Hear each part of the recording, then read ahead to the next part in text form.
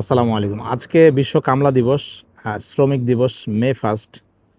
এই কামলা দিবসের উছিলায় পুরা ইউরোপে ছুটি দিছে এবং শুধু ছুটি না, ছুটি পাবেন আপনি, কিন্তু আপনাকে কামলা দিতে হবে না। মানে বিনা কাজে বেতন। এই দেখেন, আমি আপনাদেরকে প্রমাণ দেখাই। এই লাইনের দোকানগুলো দেখেন, সবগুলি দোকান বন্ধ।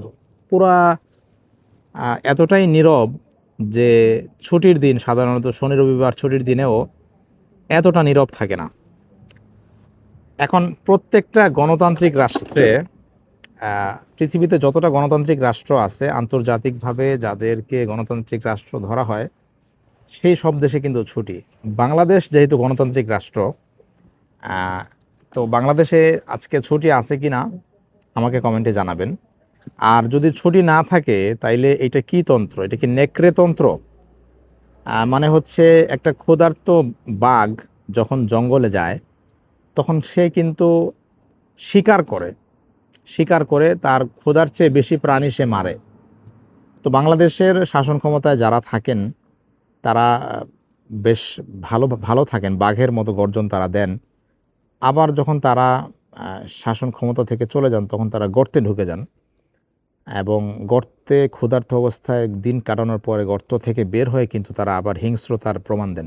তো বাংলাদেশের যে শাসন ব্যবস্থা, এটাকে আমি নেকড়েতন্ত্র বা হচ্ছে যে আহ, গুন্ডাতন্ত্র হিসেবে আমি জানি।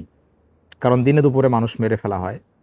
কিন্তু ইউরোপ ক্লেম করে যে তারা গণতান্ত্রিক রাষ্ট্র এবং তারা 1886 সালের শিকাগোতে, আমেরিকায় যখন হচ্ছে যে মানুষের উপর জুলুম হয়, অর্থাৎ পৃথিবীর মানুষের উপর জুলুম কিন্তু শুরু হয় হচ্ছে কলকারখানা যখন থেকে শুরু হয়, যেটাকে শিল্প বিপ্লব বলা হয়। কলকারখানা শুরু হওয়ার পরে হয় কি, মালিকরা শ্রমিকদেরকে 8 ঘন্টার জায়গায়, মানে সারাদিন তো কাজ করাইতো, রাত্রেও কাজ করাইতো।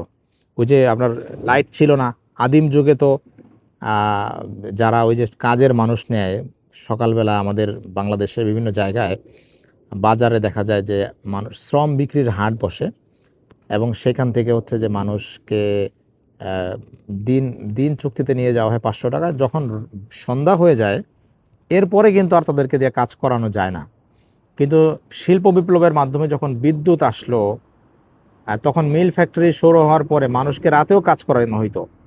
তো পরে দেখা গেল যে মালিকরা মানুষের উপর বেশি জুলুম করতেছে। এরপরে মানুষ আন্দোলন করে, ইউরোপ আমেরিকার বিভিন্ন জায়গায় আন্দোলন হয়। ফলে একটা আন্তর্জাতিকভাবে আইন হয় যে 8 ঘন্টার বেশি মানুষকে দিয়ে কাজ করানো যাবে না। যদি 8 ঘন্টার বেশি কাউকে দিয়ে কাজ করানো হয় তাহলে তাকে দ্বিগুণ টাকা দিতে হবে। মনে করেন আমি যদি 1 ঘন্টা কাজ করলে $10 পাই, তাহলে আমি যখন 8 ঘন্টার পরে আরও 1 ঘন্টা কাজ করব তখন আমাকে $20 দেওয়া হবে, বা মিনিমাম আমাকে 1.5 গুণ, আমাকে $15 দেওয়া হবে। এটা হচ্ছে আন্তর্জাতিক আইন। তো গণতান্ত্রিক রাষ্ট্রগুলোতে এই আইনগুলো মেনে চলে। তো বাংলাদেশে আসলে কোন আইন চলে এটা আপনারা আমাকে জানাবেন। বাংলাদেশের মানুষের গণতান্ত্রিক রাষ্ট্র, বিশেষ করে ইউরোপিয়ান রাষ্ট্রগুলোর প্রতি অনেক অ্যালার্জি আছে। ইউরোপিয়ানদেরকে বাংলাদেশের মানুষ অপছন্দ করে, কারণ তারা গণতন্ত্রের নামে বিভিন্ন জায়গায় তারা আক্রমণ চালায়। যেমন আমেরিকা ইরানে আক্রমণ চালাইছে হইল গণতন্ত্র প্রতিষ্ঠার নামে। তো এই কারণে গণতন্ত্রকে বাংলাদেশের মানুষ খুব অপছন্দ করে। গণতান্ত্রিক রাষ্ট্রের কোনো সুযোগ সুবিধা যদি হচ্ছে যে বলা হয় এবং সেটা যদি সত্য হয়, তারপরেও মানুষ মানে আমাকে অনেকে গালাগালি করে, মানুষ আমাকে দালাল বলে। কিন্তু অ্যাকচুয়ালি আমি মনে করি যে কোনো জাতির মধ্যে যদি কোনো ভালো গুণ থাকে, ভালো দিক থাকে, সেটা বলা উচিত এবং সেটা থেকে শেখা উচিত। তো সবাই ভালো থাকবেন।